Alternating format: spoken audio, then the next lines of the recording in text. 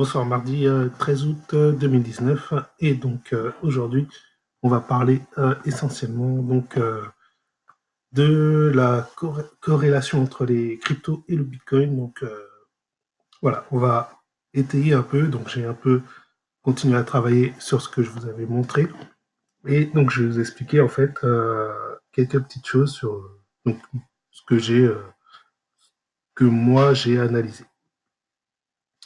Juste avant, je vais donc vous parler du Bitcoin, simplement pour faire le petit point euh, régulier sur le Bitcoin. Donc aujourd'hui, mouvement de baisse. Alors c'est vrai que c'était un peu ce que je craignais et j'hésitais à shorter le Bitcoin, je vous l'avoue, parce que je sais que les baisses sont très rapides sur le Bitcoin. Et je voyais comme niveau en fait, comme niveau de prise de profit, je voyais bien en fait la moyenne mobile, je voyais bien le Bitcoin arriver à la moyenne mobile, donc en daily, sur le graphique daily. Donc ça donnait à peu près, bon c'était pas aujourd'hui, je pensais plus hier, donc c'était plus dans les 9500.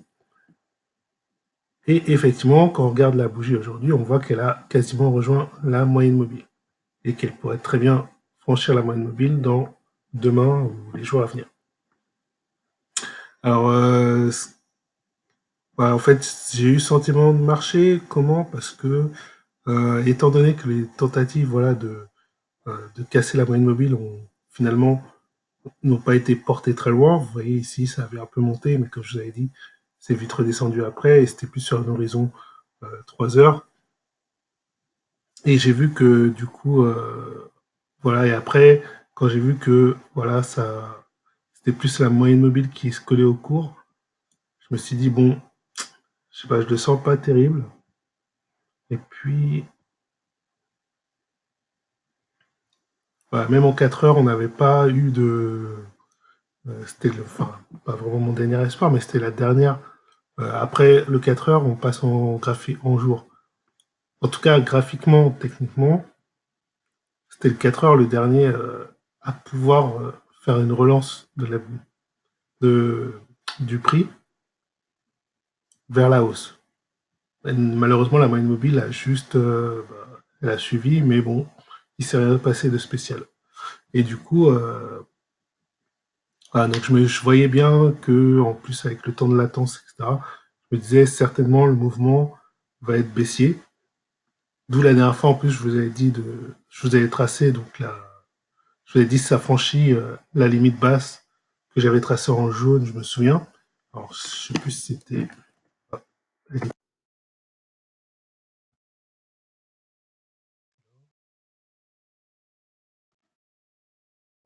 Sur le graphique XBT USD. Non, j'ai peut-être retiré.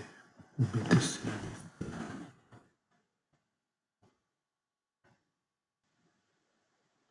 Non plus. Non, j'ai peut-être retiré ça. Ah, c'était là. Donc effectivement, je vous avais tracé la dernière fois la, la borne haute et la borne basse de la zone de compression dans laquelle se trouvait le Bitcoin actuellement. Donc il me semble que je vous l'avais montré en graphique 1 heure. Et je vous avais dit, donc si ça passe à la baisse, à ce niveau-là, il est probable, vu qu'on avait déjà retesté ici, il est probable que ça casse et qu'on pourrait shorter. Donc c'est ce qui s'est passé. Donc si vous avez mis donc une position de vente en dessous de ce niveau-là, effectivement vous avez été exécuté, en ce moment vous êtes en profit, et donc là vous n'êtes pas loin de pouvoir prendre vos gains, vous pouvez déjà même peut-être anticiper une prise de profit, mais sinon voilà, vous pouvez normalement espérer jusqu'à 10 700, 10 750, 10 000 à peu près, une prise de profit. Donc à la limite, peut-être même les prendre maintenant. Voilà, voilà. Donc possible que ça continue à baisser, hein. C'est possible. Donc voilà pour l'analyse du Bitcoin aujourd'hui. Donc pour l'instant, moi, je n'ai pas de sens directionnel à donner, à part la baisse. Pour moi, je vois plus la baisse qu'autre chose. Après, peut-être que ça va consolider, mais pour moi, là, en ce moment, je vois plus la baisse. Et je pense que bientôt, je vais prendre mes profits aussi sur ma position moyen terme. Autre chose, donc maintenant, on va passer donc au comparatif des cryptos face au Bitcoin, donc des altcoins. Alors la dernière fois, je vous avais laissé sur un graphique qui était à peu près comme ça, et je vous avais montré que le Bitcoin, en fait, lui, c'était le orange. Là. Voilà, c'était celui-là, et que la plupart des cryptos étaient en dessous, et il y en avait quelques-unes au-dessus. Et je vous avais dit que, effectivement, j'ai étudié, enfin, j'étais juste en observation pour le moment, j'ai étudié un peu ces corrélations entre le Bitcoin et les cryptos pour voir si on pouvait en sortir quelque chose voilà, d'utile, d'utilisable voilà, pour nous aider dans nos trades ou dans nos investissements. Euh, donc, donc. On voit qu'il n'y a qu'un seul signal, enfin celui-là d'ailleurs, celui en vert, il est jusqu'ici il était au-dessus du Bitcoin, mais là on voit qu'il est en train de flancher et qu'il est au même niveau que le Bitcoin. Au niveau en fait, c'est de la performance, on va dire ça. C'est ouais, c'est la au niveau performance de la crypto. Donc celle-ci c'est le XML, donc c'est le Stellar, donc qui est en train de baisser et qui a rejoint le Bitcoin en termes de performance, de possibilités de performance. Donc là, il s'amoindrisse, donc il devient moins intéressant. Et donc là, vaut mieux à la limite couper ces stellars, puisque ça devient moins intéressant que le Bitcoin. Alors, là, je dis pas de le faire, hein, c'est simplement comme j'observe en fait ce graphique. Mais vous allez voir, on va regarder autre chose après. Et là, on est sur le BNB USD. Donc le BNB USD, lui, il prend de l'intérêt, il prend de la performance largement par rapport à toutes les autres cryptos. Ben, c'est un peu normal en fait. Le BNB, si vous réfléchissez un peu, en fait, le BNB, c'est un exchange et donc comme il y a pas mal de, comme c'est l'exchange principal, même il est devenu l'exchange principal devant Bittrex au bout d'un moment. Et ben en fait, ce qui se passe, c'est que euh, donc comme c'est un token, il y a beaucoup de gens qui vont donc dessus et qui vont échanger dessus. Donc le token a pris énormément de valeur parce qu'il rassemble énormément de personnes de la crypto qui investissent dessus. Et c'est pas prêt de s'arrêter, je pense. Moi, ce qui est un autre exchange qui lui vole la vedette. Mais je pense que pour le moment, en tout cas, Binance a encore des chances de monter.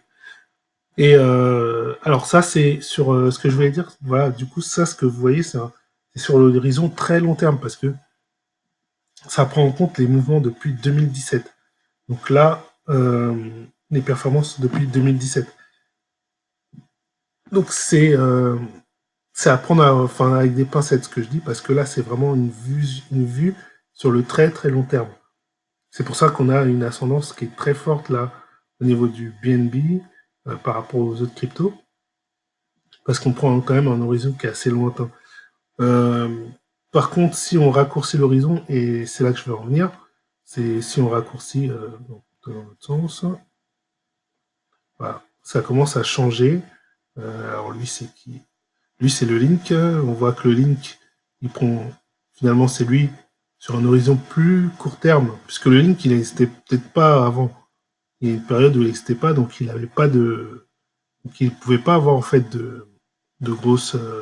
Ouais, il a débuté ici là à peu près. Ouais, il a débuté à peu près là, en janvier 2018. Donc, vous voyez, il n'a pas cet historique-là, du coup, il est plus bas. Mais si je le rapproche, si je zoome, effectivement, tout de suite, là, il prend de l'ampleur parce que là, il avait déjà commencé à côté dans le passé.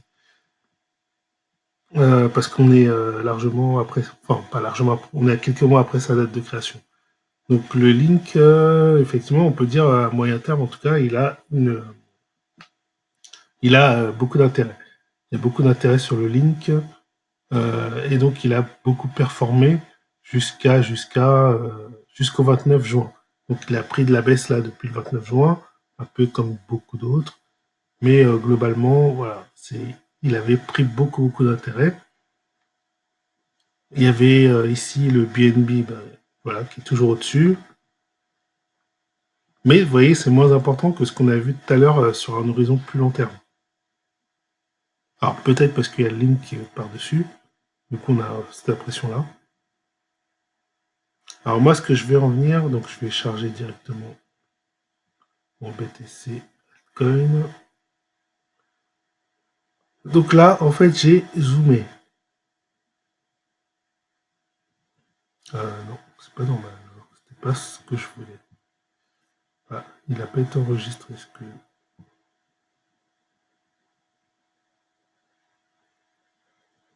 Alors, on va voir. Ah, voilà. Donc c'est bon. Là, il me l'a chargé. Il ne me l'avait pas chargé tout à l'heure.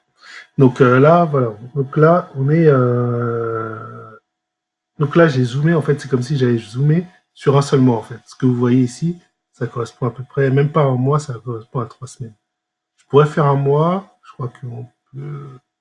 Si je décale là, comme ça. Voilà, j'ai du 13 au 13 à peu près. Bah, je vais mettre au début ici 13. Et voilà. Donc là, du 13 au 13. Donc qu'est-ce qu'on voit? On voit ici donc le Bitcoin, hein. Tout ce qui est en dessous de... Tout ce qui rentre dans la zone bleue, là, c'est les cryptos qui ont moins de performance, moins d'intérêt en fait que le Bitcoin. Et tout ce qu'on voit au-dessus, eh ben, c'est les cryptos qui ont plus d'intérêt, plus de performance, qui font plus de performance. Donc là, on voit qu'il y avait ici en violet, on avait le CRO, donc le crypto. Ouais, mince. Ah, ce nom ne me revient pas. CRO, c'est crypto.com, je crois. CRO. Ouais, voilà. C'est le crypto.com chain. Voilà. Mais bon, il a perdu de l'intérêt donc ici. À partir du 4-5 avril, il est rentré en dessous de l'intérêt pour le Bitcoin. Euh, donc là, on est sur un horizon de temps plus court. Donc ce qui va être là, ça va être des choses qui sont plus réactives. Donc ça va plus correspondre à ce qu'on veut parce que nous, ce qu'on veut trouver, en fait, c'est les cryptos qui vont prochainement, en fait, euh, potentiellement faire de la performance. On ne veut pas regarder des trucs trop lointains. Si on regarde trop lointain, vous avez vu, on voit pas, enfin, c'est pas clair. Là, c'est plus clair du coup. Là, toutes celles qui dépassent récemment, là, euh, enfin, toutes celles qui sont au-dessus du Bitcoin, c'est des cryptos auxquels on peut s'intéresser. Donc là, il y en a que deux. On a celle en rouge ici, donc celle en rouge qui correspond au KuCoin, KuCoin le KACS, c'est le KuCoin. Bah, c'est l'exchange en fait, le KuCoin c'est l'exchange, hein, pour ceux qui ne connaissent pas.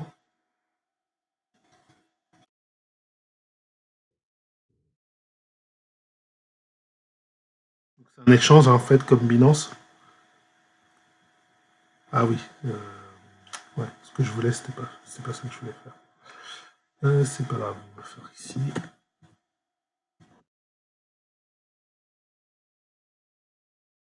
Pour garder son graphique.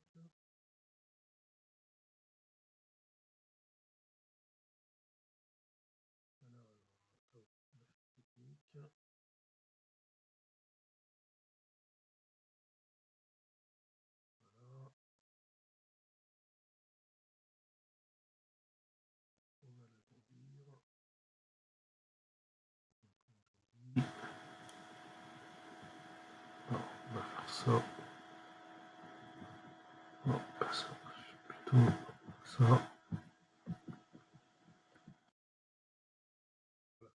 Là, on est sur le coin.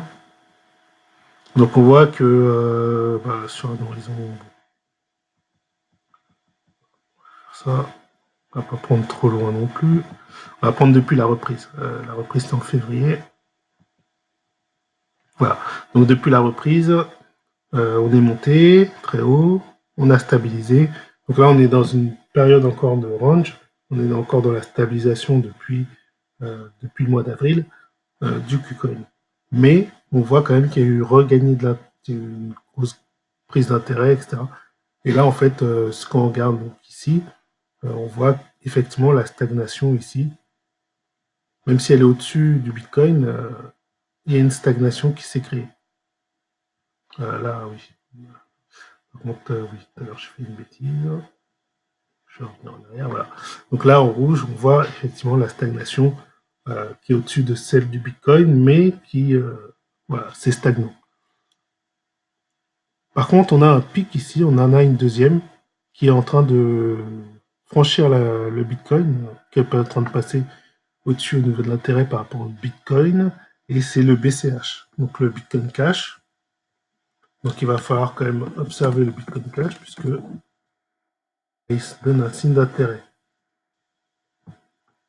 Et quand on regarde le Bitcoin Cash, effectivement, graphiquement, on voit que... alors, je préfère ici...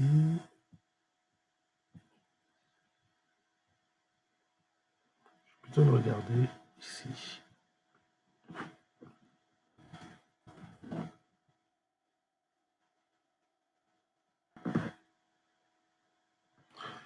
Donc là, on voit effectivement que eh ben, il a passé sa moyenne mobile déjà. Alors que le Bitcoin, lui, il est en train de chuter, ben, on voit que le Bitcoin Cash, lui, il est en train de... Il est décorrélé, en fait, au Bitcoin. Et lui, il est en train de monter, en fait. Alors, c'est pas flagrant, c'est pas une hausse flagrante, mais il est en train de monter. Même mes indicateurs, là, sont passés au vert. Donc, voilà, il y a possibilité que prochainement, on ait quelque chose de pas mal sur BCH. Après, bon, je ne lis pas l'avenir ni rien, mais en tout cas, c'est ce que dit, en fait, quand on regarde le graphique de corrélation, c'est ce que ça dit, en fait. Hein. Ça dit que le Bitcoin Cash, lui, il est en train de prendre de l'intérêt. Donc, voilà. C'est simplement ce que je traduis visuellement. Après, je ne dis pas que c'est ce qui va se passer. Il peut se passer plein de choses. Rien n'est prévisible. On réagit seulement à ce qu'on voit et à ce qu'on pense être une bonne opportunité ou pas. Alors, moi, je vais quand même surveiller du coup le BCH USD par rapport à ce signal. Après, qu'est-ce que je voulais montrer aussi? Oui, j'ai étudié quelque chose d'encore plus court terme. C'est sur une semaine. Donc là, on était sur un mois. Et d'ailleurs, je vais le renommer, comme ça va être plus clair.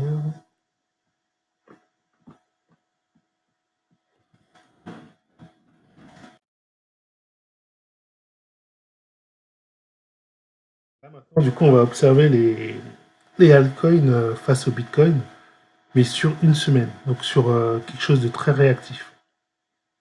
Et je me suis placé en graphique 1 heure pour observer ça. Et là, du coup, qu'est-ce que je sors en fait sur une semaine?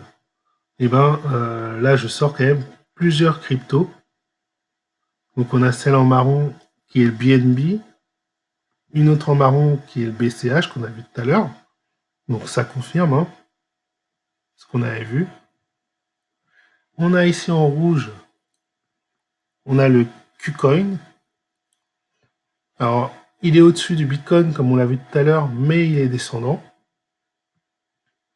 Alors que les autres sont quand même bien au-dessus. Enfin, on peut dire que le BNB est un peu descendant aussi. Hein. En fait, vu que tous les deux sont ce sont des exchanges, je pense qu'ils auront à peu près les mêmes façons de réagir. Et d'ailleurs, on le voit là récemment, que BNB est descendant, Coin est descendant sur la même période. Alors qu'ils ont stabilisé pendant une grosse période. Et voilà. Ici, on a quoi?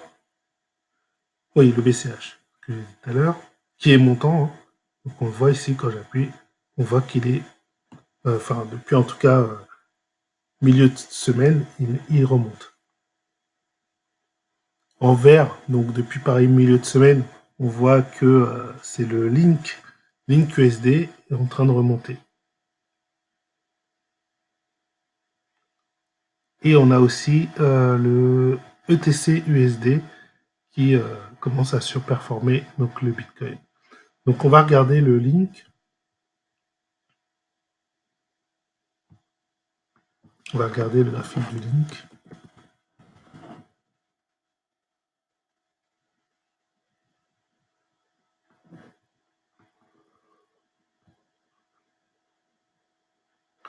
Alors, même sur un horizon daily, on voit qu'il est quand même au-dessus de la moyenne mobile. Bon, c'est pas une envolée de fou, hein.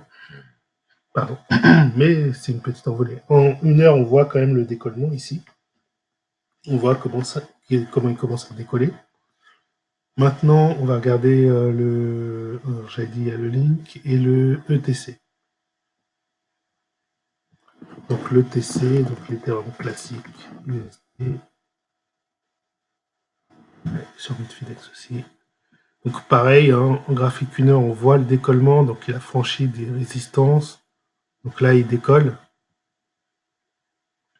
Et voilà, là, il est en dessous de sa moyenne mobile ici, mais il est en train de la franchir. Voilà, donc après, je dis pas que ça va porter très loin, mais voilà, c'est des pistes. Et après, bah, si ça change, ça change. On verra, on s'adaptera. Et peut-être qu'il y aura un nouveau cycle après, plus tard, avec d'autres altcoins qui vont superformer le Bitcoin. Voilà, donc pour cette vidéo. Donc l'intérêt en fait de superformer le Bitcoin et d'être placé sur des altcoins voilà, qui surperforment, en fait, c'est de pouvoir augmenter ces bitcoins. Parce que évidemment, si vos bitcoins, vous les transférez sur des cryptos qui vont faire 2-3 fois en moyenne la performance du bitcoin, par exemple, et ben vous allez gagner 2-3 fois ce que vous auriez gagné enfin, au niveau de la valorisation en bitcoin, si, je sais pas, si au bout de 3 mois, ça a doublé. Par rapport à la performance du bitcoin, ça a fait x2 par rapport à la performance du bitcoin. Si vous retranscrivez, enfin, si vous reconvertissez tout en bitcoin après ces 3 mois, bah, vous allez vous retrouver avec plus de bitcoin que vous en aviez au départ, puisqu'on a superformé le bitcoin. Donc l'intérêt, ça peut être de ramasser, d'augmenter ces bitcoins. Voilà donc pour cette vidéo. Je vous souhaite une bonne journée, une bonne soirée et à bientôt. Ciao.